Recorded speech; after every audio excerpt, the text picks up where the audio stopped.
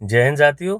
सरकारी परीक्षा वाला में आपका स्वागत है। आज के इस वीडियो में हम लोकसभा का एक महत्वपूर्ण पद है प्रोटेम स्पीकर, इसके विषय में जानेंगे और राज्यसभा के सभापति और उपसभापति के विषय में डिस्कस करेंगे। ठीक है साथियों, प्रोटेम स्पीकर या इसे हम सामयिक अध्यक्ष के नाम से भी जानते हैं, ये एक बहुत महत्वपूर्ण पद होता है, अस्थायी पद होता है।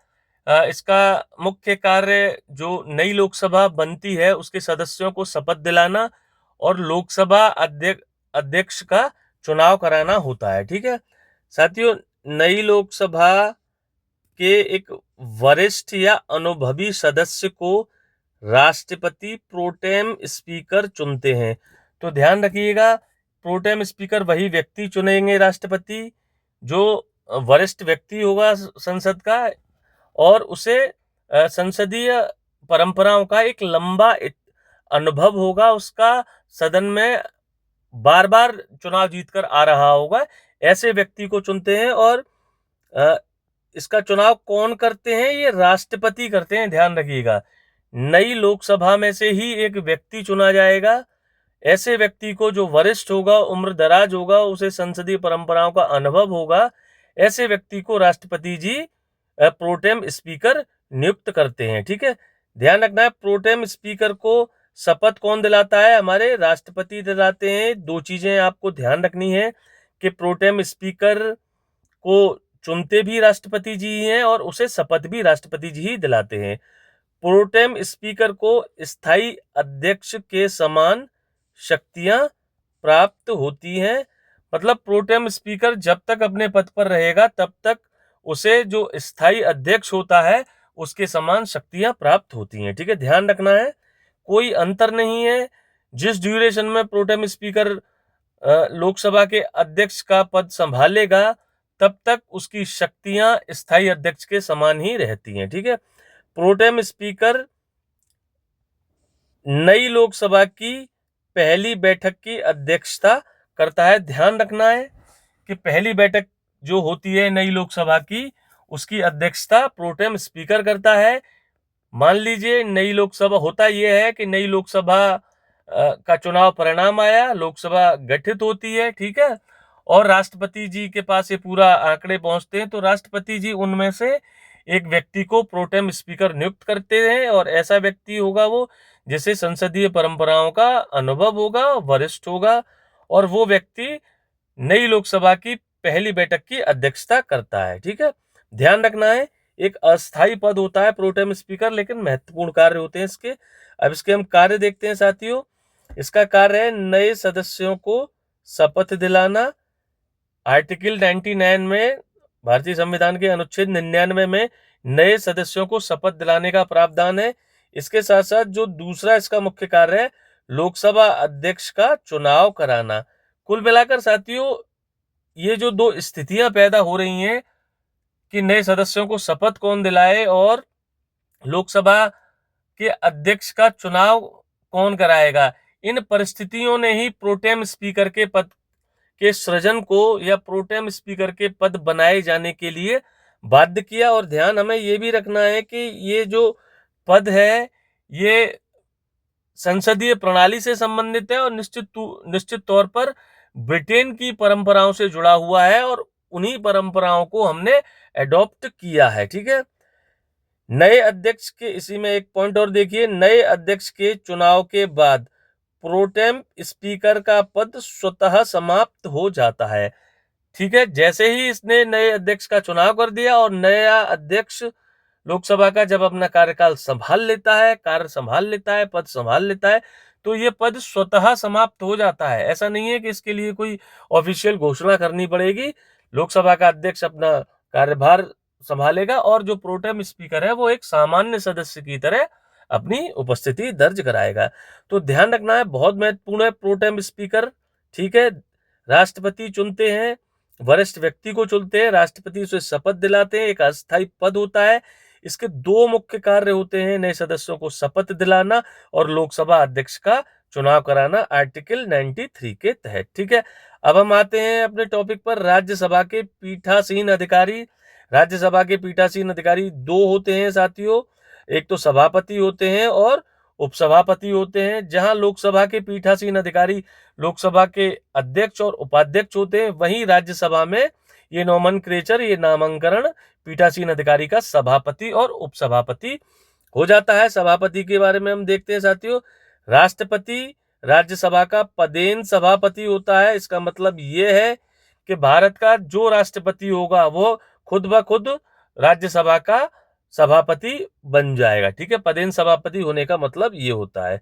ठीक है, सभापति ध्यान रखना है राज्यसभा का सदस्य नहीं होता है, बहुत महत्वपूर्ण है। जब मैंने आपको राष्ट्रपति वाला टॉपिक, उपराष्ट्रपति वाला टॉपिक पढ़ा रहा था, तब मैंने आपको बताया था कि क्वेश्चन आपसे पूछा गया है कई एग्जाम्स में कि वो राज्यसभा का जो सभापति होता है, क्या राज्यसभा का सदस्य होता है? नहीं, सदस्य नहीं होता है, ध्यान रखना है। ठीक है, सभापति राज्यसभा का मेंबर नहीं होता है, बहुत महत्वपूर्ण है। ठीक है, वो उपराष्ट्रपति जो होगा वो उसका पदेन अध्यक्ष होगा। ठीक है, नेक्स्ट पॉइंट देखते हैं। लोकसभा अध्यक्ष की तरह ये निर्णायक मत देता है। मतलब जैसे लोकसभा अध्यक्ष सामान्य स्थितियों में तो वोटिंग नहीं करते हैं, लेकिन जब पक्ष और विपक्ष के बीच दोनों वोटें बराबर पड़ जाती हैं किसी विधेयक को लेकर या किसी मुद्दे को लेकर, तब लोकसभा अध्यक्ष निर्णायक मत देते हैं। ठीक इसी तरीके से जो राज्यसभा अध्यक्ष हैं या राज्यसभा के जो सभापति हैं, उन्हें भी निर्णायक मत देने का अधिकार है और सामान्य स्थिति में वो भी वोट नहीं देते हैं। ठीक है, आगे देखते हैं।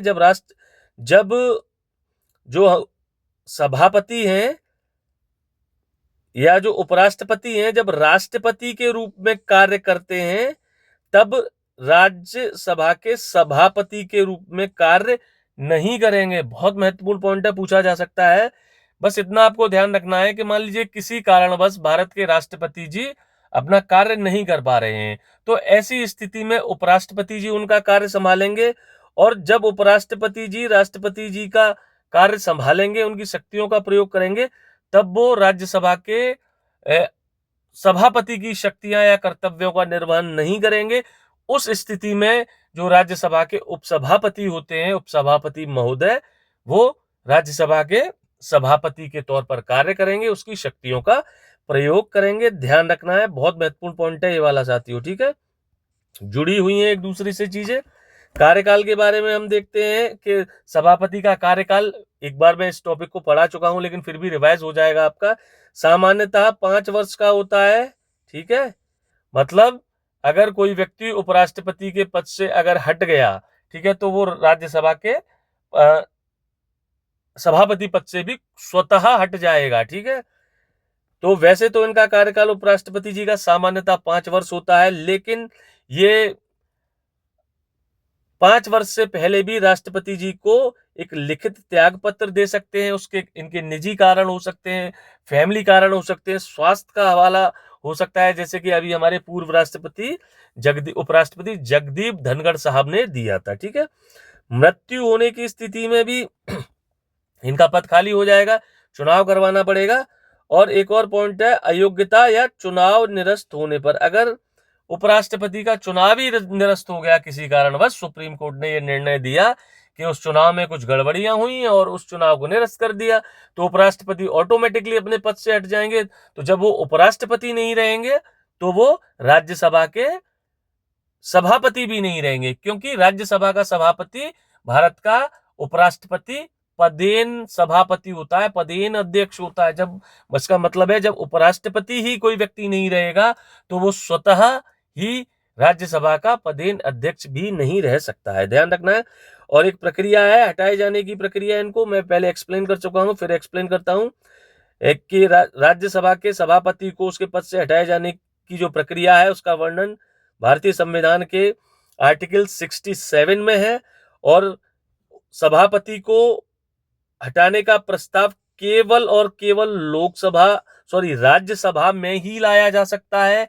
राज्यसभा एक संकल्प प्रस्ताव लाती है, और इस संकल्प प्रस्ताव को जब सदन में रखा जाता है, राज्यसभा में रखा जाता है, तो इससे पहले 14 दिन पूर्व ही सभापति को इसका नोटिस दे दिया जाता है, ध्यान रखना है। और ये जो संकल्प प्रस्ताव है या प्रस्ताव है, ये तात्कालिक विशेष बहुमत से पारित अगर राज्यसभा कर देती है और उसको लोकसभा साधारण बहुमत से अगर मंजूरी दे देती है, तो उसी दिन से जो राज्यसभा के सभापति हैं उन्हें अपना पद छोड़ना पड़ता है। ठीक है, ये दोनों प्रक्रिया अगर हो गई पूरी, तो उसके बाद राष्ट्रपति की मंजूरी लेने की कोई बाध्यता नहीं होती है।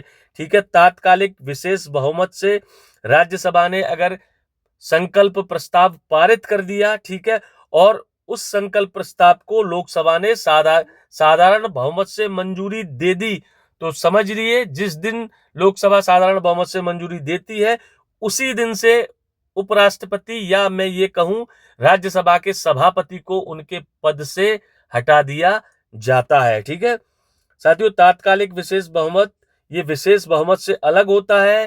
ठीक है, ये कुछ इस तरीके का है कि मान लीजिए लोकसभा में जिस दिन वोटिंग होनी है इस संकल्प प्रस्ताव पर, तो 140 लोग मेंबर प्रेजेंट होते हैं और 140 के 140 लोग, या मान लीजिए 140 में से 130 लोग वोटिंग अगर करते हैं, तो इस वोट 130 का अगर 2/3 इस संकल्प प्रस्ताव के, कम से कम 2/3 इस संकल्प प्रस्ताव के समर्थन में वोट कर देते हैं, तो ये प्रस्ताव राज्यसभा में पारित समझा जाएगा। ध्यान रखिएगा, यहाँ पे टोटल मेजोरिटी की जरूरत नहीं है, इफेक्टिव मेजोरिटी या तात्कालिक बहुमत की जरूरत होती है। ठीक है, ऐसा ही लोकसभा अध्यक्ष की स्थिति में रहता है। ठीक है साथियों, शब्द बहुत ध्यान रखना है, तात्कालिक विशेष बहुमत, इफेक्टिव मेजोरिटी। लोकसभा अध्यक्ष और राज्यसभा के जो सभापति हैं उन्हें हटाने के लिए इस प्रकार के विशेष बहुमत की आवश्यकता होती है। ठीक है, तो एक और टॉपिक हम इसमें देखते हैं साथियों, लोकसभा अध्यक्ष और राज्यसभा का जो सभापति होता है उनमें कुछ यूनिक, कुछ अद्वितीय शक्तियां या ताकत लोकसभा अध्यक्ष के पास होती है, जिन्हें हम देखते हैं साथियों, और ऐसी शक्तियां राज्यसभा के सभापति के पास नहीं होती हैं। जैसे कोई विधेयक धन विधेयक है या नहीं, ये तय करने की शक्ति केवल और केवल लोकसभा अध्यक्ष के पास होती है। मतलब कोई विधेयक धन विधेयक है या नहीं, ये तय कौन करेगा? लोकसभा अध्यक्ष करेंगे, अपनी मोहर के साथ करेंगे और उनका ये निर्णय अंतिम होता है। हाँ, इसकी न्यायिक समीक्षा हो सकती है। ठीक है, ऐसी कोई शक्ति राज्यसभा के सभापति के पास नहीं होती। और ध्यान रखिए, संयुक्त बैठक की अध्यक्षता कौन करता है? लोकसभा अध्यक्ष करता है। संयुक्त बैठक की अध्यक्षता राज्यसभा के सभापति नहीं करते हैं। ठीक है, तो ये दोनों ताकत लोकसभा अध्यक्ष की एक स्पेशल पावर्स हैं। चाहे हमारे उपराष्ट्रपति जी हायरार्की में, वरीयता क्रम में लोकसभा अध्यक्ष से ऊपर आते हैं, दूसरे नंबर पे आते हैं, और लोकसभा अध्यक्ष 7वें नंबर पे आते हैं, लेकिन फिर भी लोकसभा के पास कुछ स्पेशल पावर्स हैं और इसी के तहत अध्यक्ष को ये 2 यूनिक पावर्स दी गई हैं, और ऐसी ताकत राज्यसभा के सभापति के पास नहीं होती है। ठीक है, हम उपसभापति को भी देख लेते हैं साथियों, जो पीठासीन अधिकारी होते हैं, जहां लोकसभा में उपाध्यक्ष बोला जाता है और वही राज्यसभा में इन्हें उपसभापति बोला जाता है। ध्यान रखना है, राज्यसभा अपने सदस्यों के बीच से अपना उपसभापति चुनती है। समझने वाली बात है, जहां राज्यसभा का जो अध्यक्ष होता है, ठीक है, या सभापति होता है, वो राज्यसभा का सदस्य नहीं होता है, वो उपराष्ट्रपति होता है और पदेन अध्यक्ष होता है राज्यसभा का। लेकिन उपसभापति का चुनाव राज्यसभा के सदस्यों के बीच में से किया जाता है, इसीलिए जो उपसभापति होता है वो राज्यसभा का सदस्य होता है। ये अंतर आप समझिएगा। ठीक है, उपसभापति सभापति के अधीनस्थ नहीं होता है, वह राज्यसभा के प्रति उत्तरदायी होता है, बिल्कुल लोकसभा के उपाध्यक्ष की तरह। लोकसभा उपाध्यक्ष भी अध्यक्ष के अधीन नहीं होता है, वो लोकसभा के प्रति उत्तरदायी होता है। ठीक उसी तरीके से जो उपसभापति होता है वो भी सभापति के अधीन नहीं होता है, राज्यसभा के प्रति उत्तरदायी होता है। वर्तमान में जो हमारे उपसभापति हैं राज्यसभा के वो हरिवंश नारायण सिंह जी हैं और 14 सितंबर 2020 से ये अपने पद पर बने हुए हैं। ठीक है साथियों, ध्यान रखना है। और ये 13वें नंबर के हमारे उपसभापति हैं राज्यसभा के। एक और अंतर समझने की कोशिश करिएगा साथियों, जो सभापति होता है ना राज्यसभा का जो सभापति होता है साथियों, उसका तो कार्यकाल 5 वर्ष होगा, ठीक है, लेकिन उपसभापति का कार्यकाल कितना होगा? उपसभापति का कार्यकाल सामान्यतः 6 वर्ष होगा। कारण ये है क्योंकि उपराष्ट्रपति तो राज्यसभा का सदस्य होता है, लेकिन सभापति राज्यसभा का सदस्य नहीं होता है। वो उपराष्ट्रपति होने के नाते राज्यसभा का पदेन अध्यक्ष होता है या सभापति होता है, और उपराष्ट्रपति का जो कार्यकाल होता है वो सामान्यतः 5 वर्ष होता है। ये अंतर आप याद रखिएगा, यहां से क्वेश्चन आपसे बन सकता है। ठीक है साथियों, एक और यहाँ पे पॉइंट आप ध्यान रखेंगे कि लोकसभा के अध्यक्ष हों, चाहे लोकसभा के उपाध्यक्ष हों, या राज्यसभा के सभापति हों, या राज्यसभा के उपसभापति हों, ठीक है, संवैधानिक पद हैं, इनके वेतन भत्ते संसद निर्धारित करती है। ठीक है, और ये भारत की संचित निधि पर भारित होते हैं। मतलब इन चारों पदों के जो वेतन भत्ते हैं वो भारत की संचित निधि पर भारित होते हैं। ठीक है, और इन्हें संसद निर्धारित करती है। भारत की संचित निधि पर भारित भत्ते हैं, इसीलिए ये जो पद हैं इनसे अपेक्षा की गई है, या हमारे संविधान निर्माताओं ने कुछ ऐसे प्रावधान किए थे कि ये चारों पद स्वतंत्रता पूर्वक, निष्पक्षता पूर्वक अपना कर्तव्य निभा सकें, अपने दायित्वों को निभा सकें। ठीक है, ध्यान रखना है, बहुत महत्वपूर्ण वीडियो है आज का साथियों। मिलते हैं नेक्स्ट वीडियो में किसी और टॉपिक के साथ। जय हिंद साथियों।